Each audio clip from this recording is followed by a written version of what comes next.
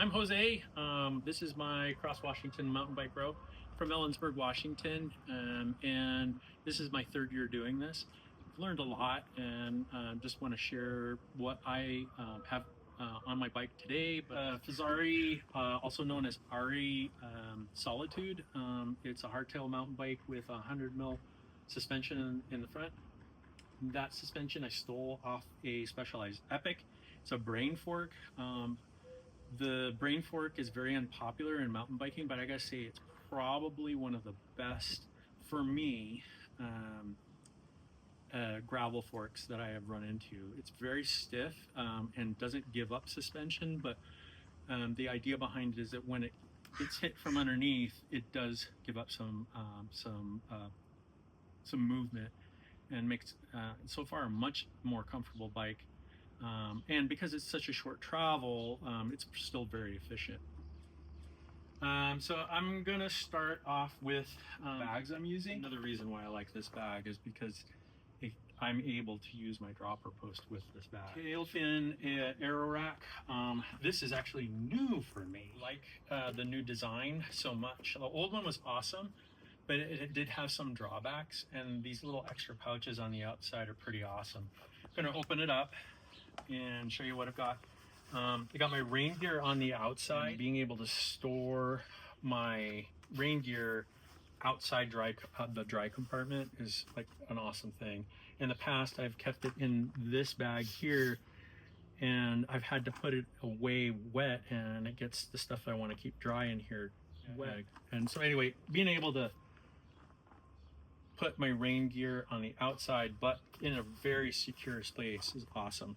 My rain jacket, I've got rain pants that I don't have yet but will be soon, and inside the bag I have extra clothes, 2 extra pair of socks, 1 and 2, and then these are my sleep clothes. I'll be changing out of my kit and putting some thin wool clothes to get out of my sweaty gear and to have something like relatively clean, because I'm going to be wild camping and changing out of dirty clothes into semi-clean clothes. At least a first aid kit, a couple of these shower pouches, like just part of hygiene, and being able to have the ability to clean yourself before going to bed is pretty awesome. And then my pillow, and then inside here I have a very lightweight quilt. This thing is super versatile. It is a pair of down pants that I will be wearing to bed. The nice thing about this is when you're wearing down pants, you're going to bed in your insulation and you're getting out of bed in your insulation, and that keeps you warmer, and plus it adds insulation to the quilt. And then I have a down jacket with no hood, because I think I dropped it. Nope, didn't. I'm going to be wearing a wool hat, and that's what's inside here. Part of the rear pack system is the ability to carry extra water, and I've got 2 1-liter bottles of water that I'm carrying. I also need clean water to do things like brush teeth, and and there's that's the big one, is brushing your teeth. Gotta brush your teeth. In here is my daytime bag clothing. Start off in the mornings with some of these layers already on. Neck gaiter, which also can cover your ears and easily be worn under the helmet. Arm sleeves, which these are pretty lightweight arm sleeves, and also serve as sun sleeves.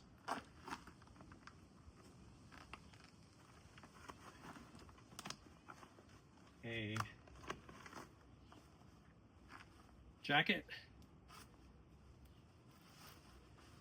serves both for lightweight insulation, but also wind protection, and a little vest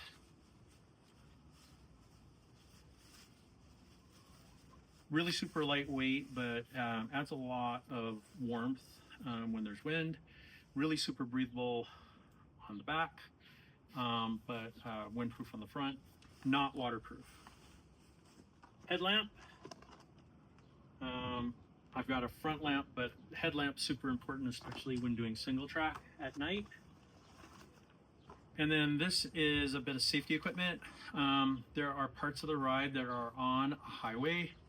It's not like a super busy highway, but it's busy enough. And to be able to just throw this on super quickly and have reflective stuff, and this fits over all of my kit while I'm riding, and to just have this on to be just a hair more visible at night, especially when you're sharing the road with vehicles that are traveling up to 70 miles an hour down the road. They're not only supposed to be traveling 55, but they sometimes go fast. A pair of insulated and waterproof gloves. And then there are going to be times when I need to stop at like a grocery store or a gas station. I have to leave my bike behind. Just a simple cable lock and a little extension to keep the bike just secure. I'm usually, when I'm resupplying, I'm only in the shops only for about 15-20 minutes at most. It's just a little peace of mind. Top bag, come a little closer because this is a little different. Probably, yeah. Top bag, there is some dry food in here.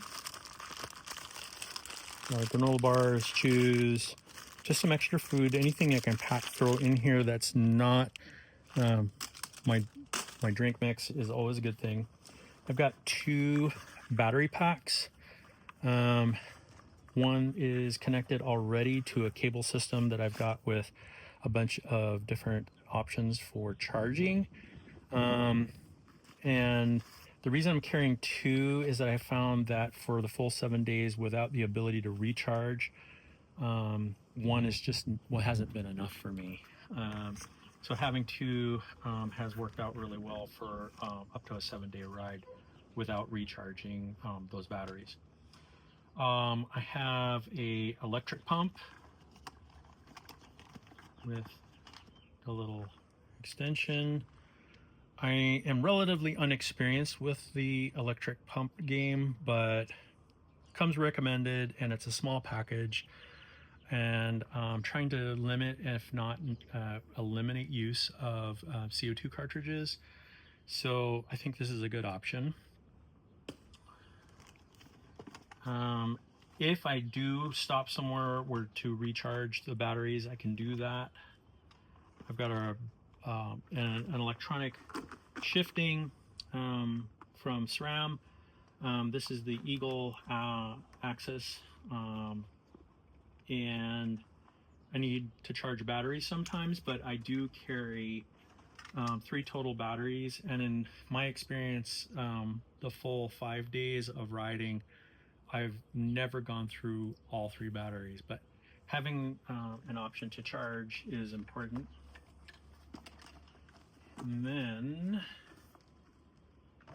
let's go to below this bag. Hand pump, because it's just the right thing to do. Those who know, know. And then this is my hygiene kit. Inside it, I have bundles of, I've got 2 more of the shower pouches, and then I've got these personal wipes and chamois butter single serves. And so anytime I go to a toilet, I can bring these with me and get cleaned and re-lubed. And then in here is my repair kit. I'm just gonna dump it out here because there's a bunch of different things. I've got a spare derailleur hanger, spare quick links, more spare quick links, and a spare bit of chain for repair, a quick link and tire lever combination. I have broken chains in the past, but never on a bike packing trip, which is funny. But I have repaired other people's chains before, and just nice to have something that both serves as a quick link breaker and reconnector, as well as some tire levers. So there's that. Cable tie, spare brake pads, more cable ties. These are bolts and the spacer for the cleats on my shoes. I go clipless. This is a spare tube. Obvious what that is, the toenail clipper, but I mean, it comes in handy for a lot of different things. Although I have issues with hangnails, and always good to get those squared away right away. The wolf tooth encase, which has a chain breaker as well as all the tools, and then spare plugs, a spoke repair, fiber spoke. This is a repair kit for my sleeping pad. Spare CR2032 battery, a knife, and another nail clippers, because you just never know. On the bottom here, I have my spare food kit, and this is just full of food. So more bars. I have repackaged my high carb mix into these big pouches, because all of that goes into one of these bottles. So in order to get this to mix correctly, as I was saying about the two larger bottles, got to fill that up about halfway, throw the powder in, mix it, then top it off. Otherwise it just doesn't mix right. But this is basically the majority of my calories are coming from my bottles, and there's 400 calories per bottle. And so that's to get a sense of all that's in here. Anything else that I'm gonna eat is gonna come from a gas station. So whether it be hot dog or a Pop-Tart, or just whatever I'm hanking for at the moment when I stop. Okay. The whole concept of it for myself is to move fast. My plan is to sleep for to stop no more than 6 hours, and to sleep for 4 hours every 24 hours. Oh, on the other side of this bag, I'm gonna bike around, because on this side of the bag, day-to-day stuff, tire plugs, and all that's tire plugs. Then I've got more chain lube, more chamois butter, spare plugs, tire pressure gauge, spare CO2, still got to carry it, just not carrying more than one. And then this thing, those who know me know how much I hate mud, but if I have to this year, I have to ride through it, so I have something to scrape the mud off. So this is just a standard Ace Hardware, I guess it's a paint scraper, or I'm not sure, like, it's just really small, lightweight, and it comes in packages of 2, and I want to say it's less than $5. Totally worth it. I'm a chain waxer, and chain wax, especially in the dust and dirt that we ride in, especially in central Washington, does wear away, and so you have to reapply. And then the other thing too is that we have a lot of water crossings, and so if the chain gets wet, the wax does crumble off. That lube is a wax base chain lube, and so I'm still waxing, not my legs though. Okay, and then I have this bag here, which will carry more of the day-to-day, like powders that I use for car powder. Not putting solid food in here because, again, since my primary food source is the powders, I need to have that handy, and so this will be full of powder for the day. Then I've got 1, 2, 3, 4 bottles that will have carb mix in it, and that actually surprisingly takes me quite a long ways. It agrees with my stomach. It works well. I don't know. Your mileage may vary, but it works well for me. On top here, I have the Garmin 1040 Edge, and then underneath it, they make a battery that connects to it, and I find that with a combination of the Garmin, which has a super long battery life, plus this battery, I get 3 to 5 days of charge-free use out of my Garmin. Although technically it's still charging. On the front here, I've got an outbound light, and that's crossing through tunnels, going through flats. But having that headlamp will help me to navigate on single track and twisty turns at night. Then on the front of the bike here, right over here, I have my InReach. I wanted to keep it handy. In the past, I have kept it in one of the side pouches. One of the problems with that is that I have lost track of the charge and fallen off that, and then found it that it was uncharged, and then I had to recharge it. Having it out here where I can easily see it, it's mounted on one of the half-turn Garmin deals, and since it's weatherproof, I just feel good about just keeping it out. And then on the front of the bike, I have my shelter. And so this is my tent, and I'll show you that and how I take care of that in a sec. And then a dry bag with a ground cloth. I'll open it up here. So first off, actually, ground cloth, a water filter, headlamp for camp. This is a pump for my sleeping pad. As I'm setting up camp, I find it handy just to get this thing started.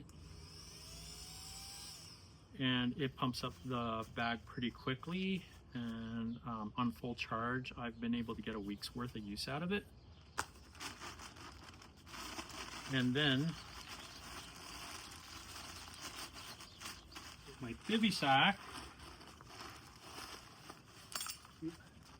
extra tent stakes for the ground cloth, and my bivy sack, which has my sleeping pad actually tied into it.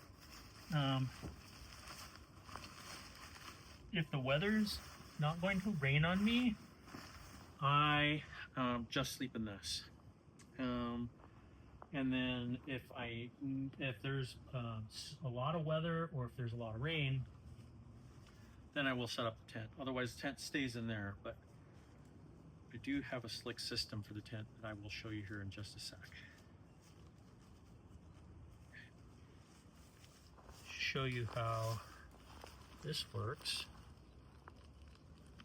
And so the pump just pops onto this. You make sure that the valves are open,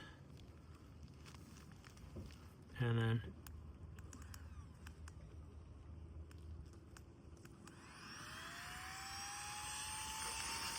then as I'm like setting up camp, getting dressed, that automatically just inflates the bag, I would say that the majority of the stuff that I've come up with and I'm using are ideas that I've stolen from other ultra bike packers.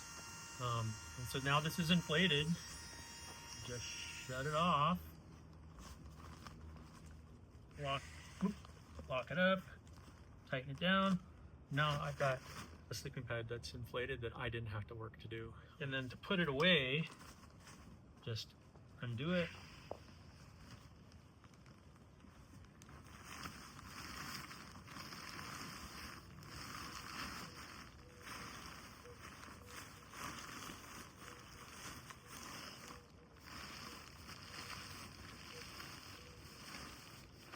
Thirds.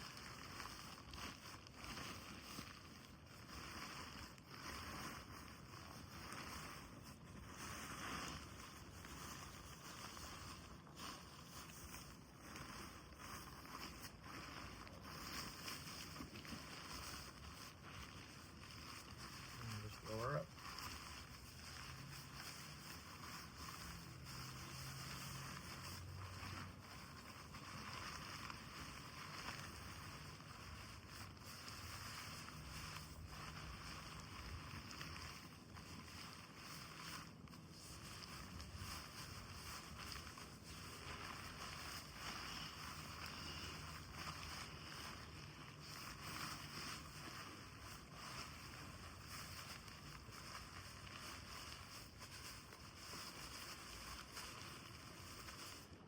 More of a wind vapor barrier, not a weatherproof shelter.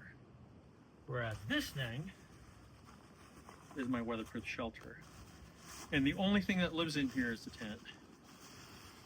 And the reason is that this does collect a lot of condensation. And it's a real pain in the ass. To keep things dry when it's not stored separately. And it's not the lightest tent in the market, but it's pretty dang lightweight. And the way I store it is all of the tent stakes go inside a tent stake bag. And so nothing pokes through the tent. And every tent stake needed for the setup is already pre-attached and doesn't go off. So the tent's protected, and in the, you know, these things get dirty, but doesn't get the tent dirty. So, and this is just the outer shell, and this is, like, in my opinion, one of the most slick systems out there for efficient setup.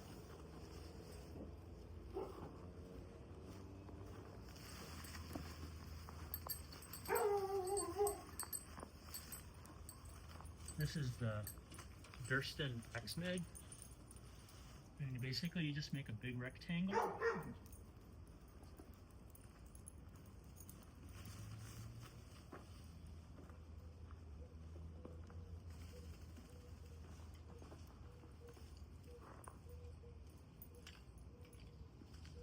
And then I've got two poles that snap together.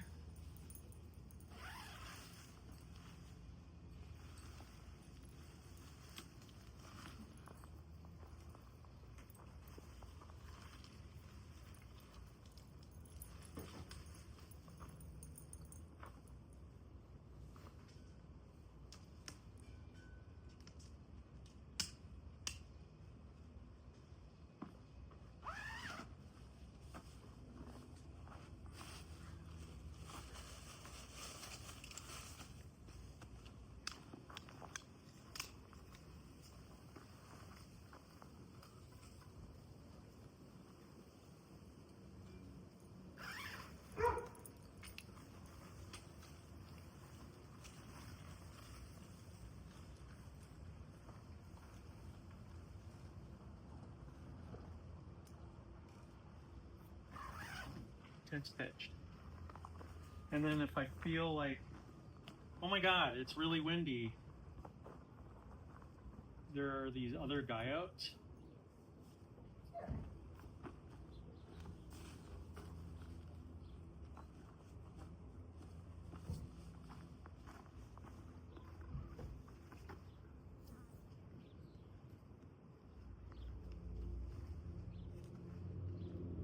That make this thing pretty much improved.